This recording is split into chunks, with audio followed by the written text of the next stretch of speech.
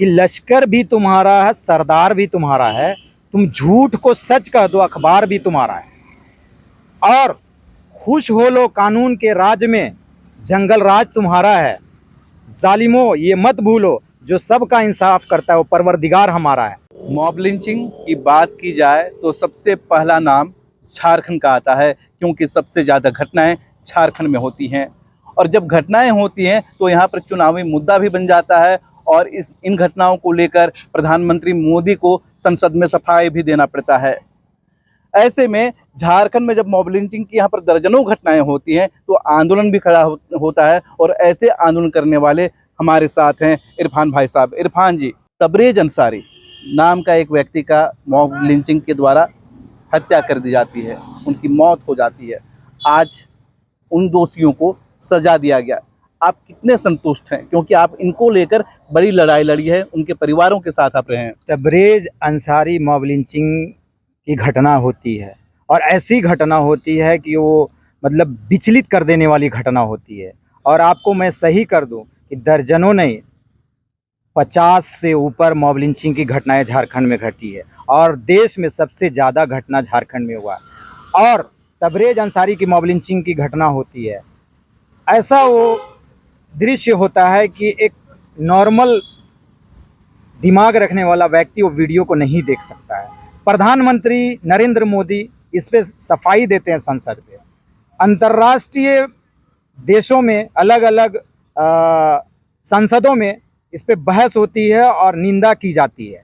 यह mob lynching की घटना इतनी जो है चर्चित होती है, इतना विचलित कर देने वाली होती है। मॉब लिंचिंग की घटनाएं सारी जो है गलत है। भीड़ तंत्र को जो है डिफाइन नहीं किया जा सकता, उसको परिभाषित नहीं किया जा सकता। कोई घटना कम चर्चा बनता है, कोई घटना बहुत ज़्यादा। लेकिन जिस तरह से तबरेज अंसारी की मॉब लिंचिंग की वीडियो सामने आया था, उसको मारने का, पीटने का, और उसे एक धार्मिक नारे लगाने का, और पूरी रात पीटने का, ऐसा वीडियो और पूरे देश के लोगों ने देखा, पूरे विदेश के लोगों ने देखा। हमारे देश के मुखिया नरेंद्र मोदी इस पे सफाई दे। इतना चर्चित घटनाओं में सज़ा के नाम पे लीपापोती हो रही है, महज 10 साल।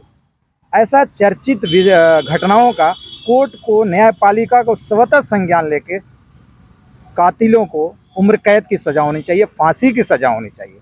ऊपर से न्यायपालिका के द्वारा ये बोला जाता है, प्रशासन के द्वारा ये बोला जाता है कि 302 की धारा तबरेज अंसारी की मामले में नहीं टिकता है। 304 जो गैर इरादतन घटनाएं घटी है, मतलब धटकी दे के नापाक लोगों ने यह घटना को अंजाम नहीं दिया। यह जो है मतलब न्यायपालिका और पुलिस व्यवस्था का कहना है कि तबरेज अंसारी खुद से गया, खुद से पोल में बंद गया, खुद से जो है चिल्ला रहा था, रो रहा था, उसको किसी ने नहीं मारा, और अपने से जो है हार्ट अटैक में मर गया।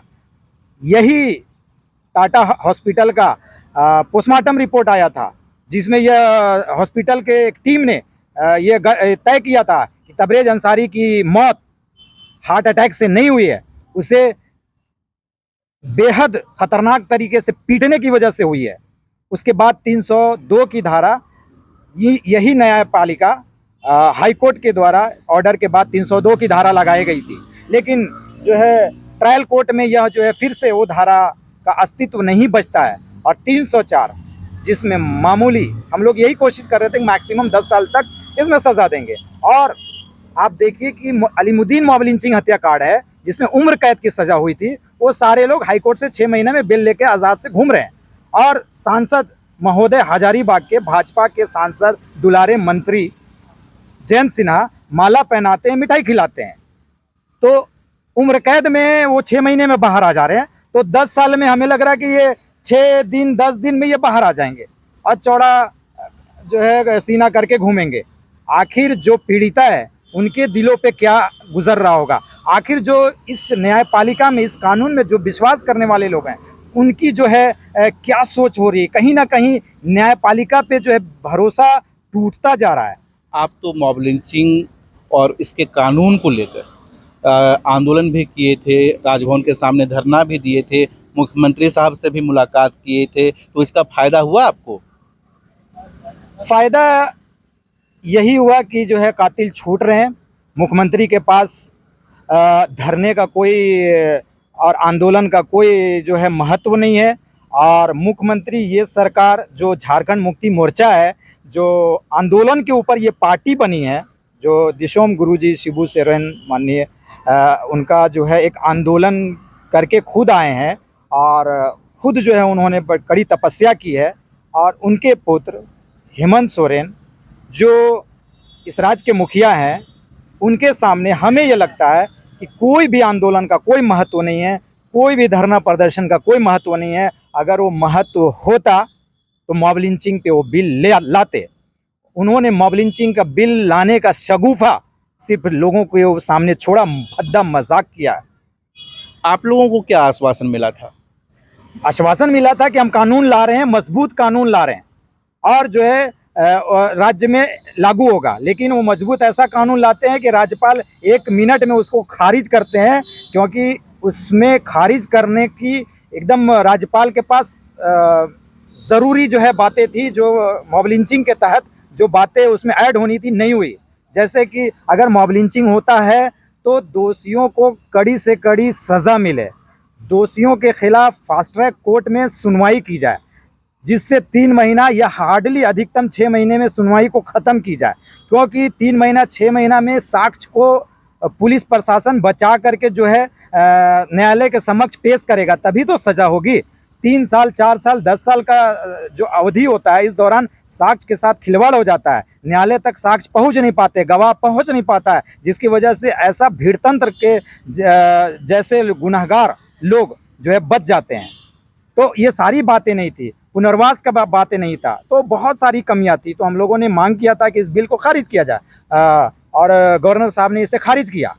लेकिन आज तक सालों से वो धूल फांक रहा है माननीय मुख्यमंत्री के टेबल पे। अगर उनका जो है सोच निष्पक्ष होता, उनका रवैया क्लियर होता और वो संवेदनशील होते ऐसे भीड़तंत्र के खिलाफ, तो राज्य में कानून ले आते।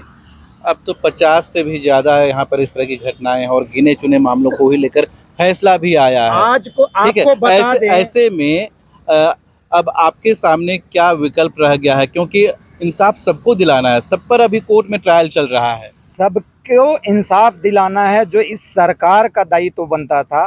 लेकिन कहीं ना कहीं हम लोग आंदोलन कर रहे हैं और इंसाफ के लिए जो है लड़ रहे हैं।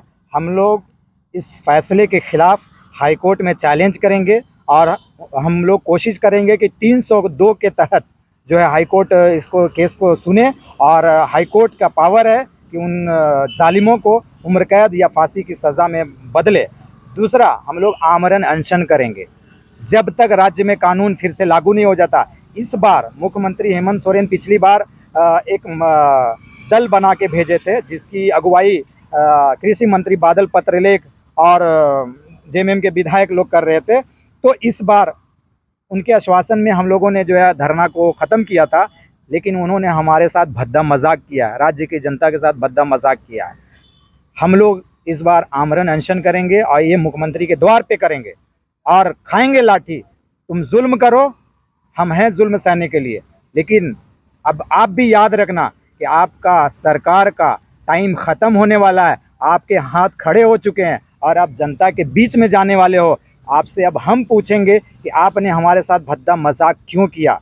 आपने सरकार बनाने से पहले वादा किया था कि हम मॉब लिंचिंग पर सरकार बिल लेके आएंगे, हम मॉब लिंचिंग पीड़ितों को इंसाफ देंगे, और आपने अभी तक इंसाफ नहीं दिया है। इसको लेके सरकार को कटघरे में खड़ा करेंगे चुनाव में। महज चंद महीने बच गए हैं और ये सरकार अब जवाब देगी, उनकी जवाबदेही शुरू हो जाएगी, क्योंकि अब ये कुछ नहीं करने वाले हैं, अब इनका टाइम खत्म हो गया है।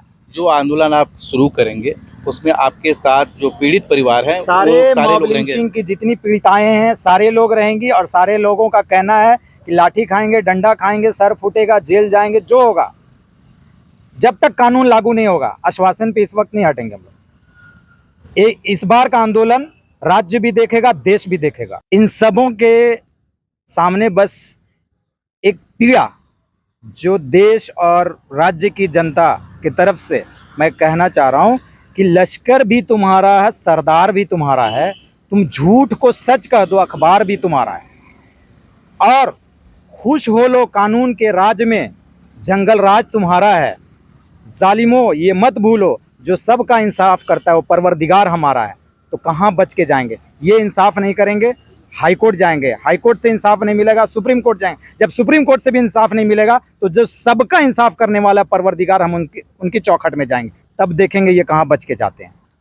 बिल्कुल, हम बात कर रहे थे इरफान खान साहब से, जो मॉब लिंचिंग मामले को लेकर झारखंड में रहते हुए रांची से लेकर दिल्ली तक लड़ाई लड़ी है और इसकी गूंज यूएनओ तक सुनाई पड़ा है और पीएम मोदी को भी अफसोस जताना पड़ा है। और इसको लेकर आगे भी आंदोलन लगातार जारी रहेगा ताकि कठोर से कठोर कानून बनाया जा सके मॉब लिंचिंग के खिलाफ। हर अपडेट आप तक पहुंचाएंगे, जुड़े रहिए लोकल खबर के साथ।